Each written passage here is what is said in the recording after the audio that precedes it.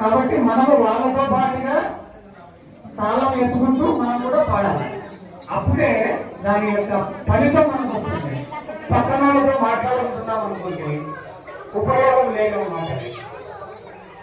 అయితే ఈరోజు మన అదృష్టం, మా అదృష్టం ఏమంటే ఇక్కడున్న వాళ్ళు ఒక 15 సంవత్సరాలతో లేకపోతే 2020 సంవత్సరం నుంచి అయోధ్య రామ మందిరం గురించి దీని గురించి తెలుస్తూ ఉంటుంది. కానీ 1989-90 సంవత్సరంలో అయోధ్య ఉద్యమం ప్రారంభమైనప్పుడు అప్పటి నుంచి ఉన్నాం మేము. ఆ అదృష్టం మాకు ఈ జన్మలో శ్రీరామచంద్రుడికి కల్పించారు. మనం కూడా కల్పించారు ఉన్న వాళ్ళందరికీ కూడా. ఎందుకంటే ఈ ధర్మవరంలో 150,000 జనాభా ఉంది. ఈ రామనగరంలో లేకపోతే కొత్తపేట ఈ ఏరియాలో కనీసం 15-20,000 జనాభా ఉంటుంది. అయినా సరే మనమే ఎందుకు ఇక్కడ వచ్చి కూర్చున్నామంటే దానికి మనము జన్మలో రాముని వెంట నడిచాం. మనం ఆ రోజు రావణాసుడు సీతాదేవిని లంకకు ఎత్తుకుని పోయినప్పుడు రాముని వెంట నడిచినటువంటి వాళ్ళు పెద్ద పెద్ద మేధావులు, ధనవంతులు, అందంగా ఉన్న వాళ్ళు, పౌరుష పరాక్రమవంతులు కాదు. రాముని వెంట నడిచిన వాళ్ళు ఎవరు?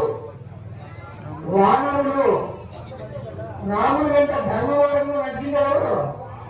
వానరులు. చూడండి, వారి సుగ్రీవుడు, లేకపోతే జాంబవంతుడు, నలుడు, నీలుడు, హనుమంతుడు, ఇట్లా ఎవరైనా తీసుకొని వాళ్ళంతా ఎవరు? కాబట్టి ధర్మంలో ఉన్నటువంటి మేధావులు, ధనవంతులు లేకపోయినా మనం ఎన్నుకున్నామంటే ఆ జన్మలో మనం ఆ వానరుల్లో ఉన్నాం. రాముడు వెంట నడిచిన రావణంలో మనం ఉన్నాం. ఆ జన్మ రాముడితో పాటు మనం సాధించాం.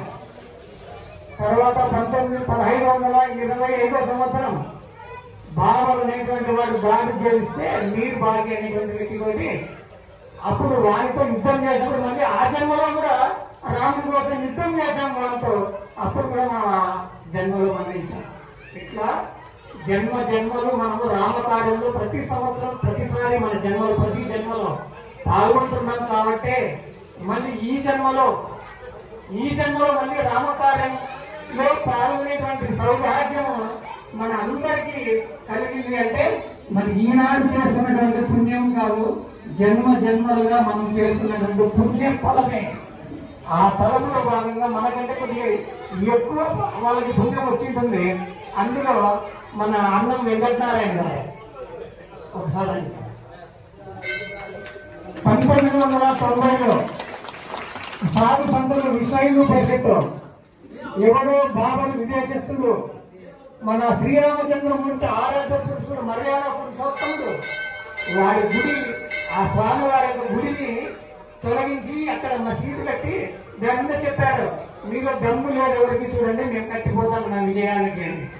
దాన్ని కూడగొట్టడం కోసం 1990లో పిలుపునిస్తే ఇంకా ఈ సమాజంలో ఎవరికి తెలియదు అయోధ్య అంటేనేమి, బాబరి కట్టడం అంటేనే తెలియదు. అప్పుడు ఆ 1990 సంవత్సరంలో కరసేవ పోయించాడు మన దాంతో పాటుగా అప్పుడు కూడా వచ్చారు. ఎన్ని కాల్పులు జరిగాయి, ఎన్ని వేల మంది చనిపోయారు. ఒకసారి చూడండి, సోషల్ మీడియాలో ఇప్పుడు కూడా వస్తున్నాయి. అక్కడ కాల్పుల్లో మరణించిన వ్యక్తుల్ని బయటికి సమాజానికి తెలియకుండా ఉండడం కోసం రాళ్ళు కట్టి సరైనట్లు పడేశారు. ఇప్పుడు నిన్న ఉన్న సోషల్ మీడియాలో వస్తున్నాయి. ఆ శవాన్ని తీస్తుంటే ఇంకా బయటికి కొట్టి ఎముకల మాత్రమే బయటకు వస్తున్నాయి. అలాంటి కష్ట సమయంలో, అంత కష్టం ఉన్న సమయంలో కూడా వెళ్ళి అక్కడ కరసేవ కార్యక్రమంలో పాల్గొన్నాను. తర్వాత 1992 మళ్ళీ పిలిపించారు సాధుపంతులు. 90లో ప్రయత్నం చేశాం మనం. సమాజం ఇంకా సిద్ధం కాలేదు ఇంకా. కాబట్టి 92లో మళ్ళీ పిలిపించారు, రండి ఈసారి చూద్దాం. 90లో పోయి ఆ కార్యక్రమాన్ని పూర్తి చేశారు. వాళ్ళు అప్పుడు పూర్తి చేశారు కాబట్టి మనం ఈ రోజు ఇంత అద్భుతమైన కార్యక్రమాన్ని పాల్గొంటున్నాం.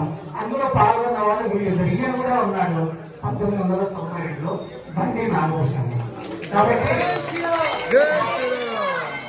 అంత అద్భుత కార్యక్రమంలో అక్కడ వెళ్ళి డైరెక్ట్ గా పాల్గొన్నటువంటి వాళ్ళు ఇప్పుడు ఎవరైతే ఇక్కడ డైరెక్ట్ గా పాల్గొని విగ్రహ ప్రతిష్ట ప్రాణ ప్రతిష్ట కార్యక్రమాలు పాల్గొన్నారో వాళ్ళందరికీ అదృష్టాన్ని కల్పించిన వాళ్ళు ఎవరు తెలుసా? వీళ్ళు. ఆ రోజు వీళ్ళు లేకపోయినట్లయితే ఈరోజు 3,000 మంది 4,000 మంది విఐపీలు వివిఐపీలు తర్వాత 140 దేశాల్లో 4,000 ఛానళ్లు ప్రసారం చేసే స్థితి ఉండేది కాదు. కాబట్టి వీళ్ళకి అనుభవాలు, ఒక 2 అనుభవాలు, అక్కడ పోయినప్పుడు ఎన్ని కష్టాలు పడ్డారు, ఎంత ఇబ్బంది పడ్డారు అన్నది ఈ శుభ సందర్భంగా మనం తెలుసుకుంటే మనకు కూడా ఒక స్ఫూర్తిగా అయింది. రామ మందిరం మనకి ఈ రోజు ఇంత ఆనందంగా జరుగుతుందంటే అల్లాటప్పగా రాలేదు.